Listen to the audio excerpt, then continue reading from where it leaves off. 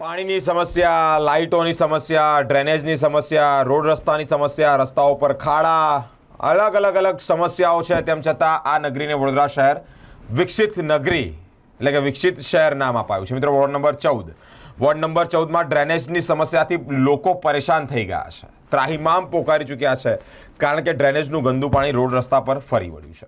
Ward number 14માં આવેલા પાણી gate ઉત્તમ ચંદ ઝવેર પુલમાં છેલ્લા ઘણા સમયથી ગટરની સમસ્યાની વકી હતી। મિત્રો, ત્યાંના રહીશો અત્યારે હેરાન થઈ રહ્યા છે, વિરોધ પણ કરવામાં આવી રહ્યો છે। વારંવાર કોર્પોરેશનના અધિકારીઓને જાણ કરવામાં હોવા છતાં કાયમી નિરાકરણ નથી આવતું। કોર્પોરેશનમાંથી માણસો આવી રહ્યા છે, સળિયા મારીને જતા રહે છે, કોઈ નિરાકરણ કાયમી આવે તે માટે માંગ કરી રહ્યા છે। મિત્રો, ગટરનું ગંદુ પાણી, નાના બાળકો બીમાર પડી રહ્યા છે। નજીકમાં જૈન દેરાસર પણ આવ્યું છે, દેરાસરમાં લોકો ચપ્પલ પહેર્યા વગર આવતા હોય એટલે ગટરના પાણીથી જ અહીંયા આવવા જવા મજબૂર થઈ રહ્યા છે। નાગરિકોની માંગ છે વહેલામાં વહેલી તકે વોર્ડ નંબર 14ના અધિકારીઓ આ સમસ્યાનું નિરાકરણ લાવે।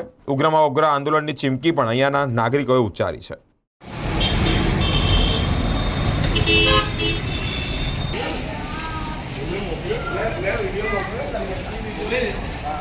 ઉત્તમચંદ ઝવેરીની પણ પાણી ગેટ સિટી પોલીસ સ્ટેશનની સામે અમારું જૈન દેરાસર છે।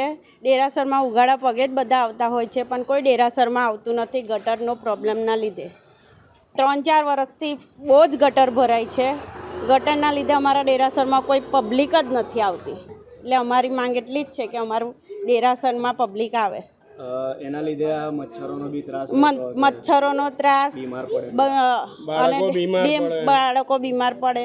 અને અમારે તો દેરાસરના લીધે જ અમારે તો દેરાસરમાં તો ઉઘાડા પગે જ આવતા હોય બધી પબ્લિક। એટલે અમારે માંગ એટલી જ છે કે સ્વચ્છતા રહે। શું નામ તમારું? સુમિત્રાબેન।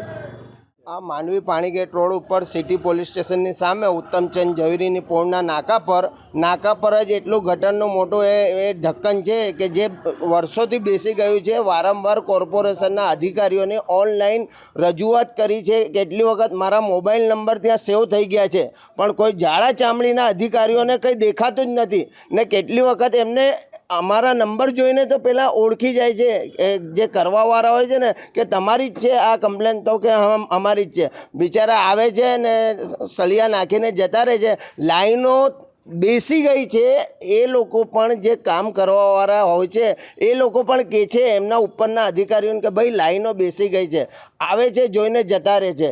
કેટલી વખત આ સમસ્યાનો કોઈ નિકાલ જ નથી। હવે અમે કંટાળી ગયા છે। અમે એવું હશે તો અમે ઓફિસો પર જઈને સૂત્રોચ્ચારો કરીશું ને પત્રકારોને લઈને એવી અમે ચીમકી આપીએ છીએ, કેમ કે આ બહુ થઈ ગયું ને હવે અમે આવા વેરા ટેક્સ ભરતા નથી।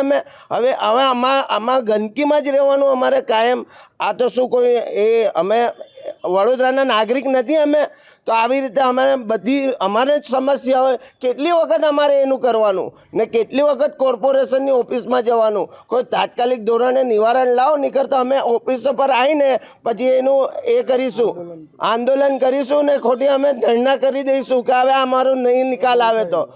હવે અમે અહીં પાણી ગેટ રોડ પરથી અમે સ્વૈચ્છિક રીતે બધા મળીને અમે અપીલ કરીએ છીએ કે અમારું આ નિવારણ થઈ જાય।